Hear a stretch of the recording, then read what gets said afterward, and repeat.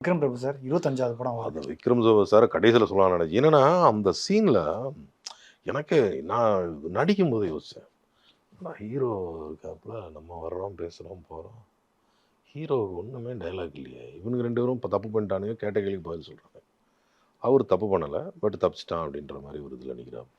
அவருடைய ஒவ்வொரு பாயிண்ட்டுக்கு, அதாவது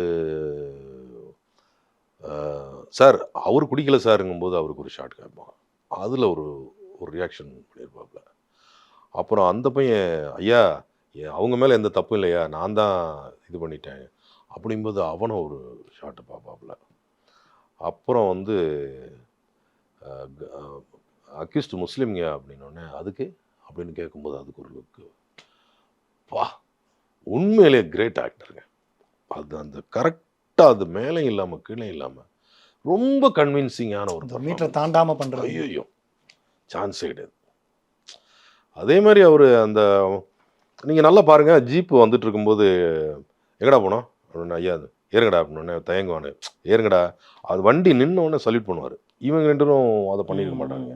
அது அவராக அதே மாதிரி அங்கே அந்த ஷாட்டில் லாரியில் ஏற்றி விடும் போது கடைசியில் போகும்போது சல்யூட் பண்ணிட்டு தான் போவார். பட் அந்த ஷாட்டில் வரல அது, ஆனால் அதுக்கு சார் கரெக்டாக பண்ணார்.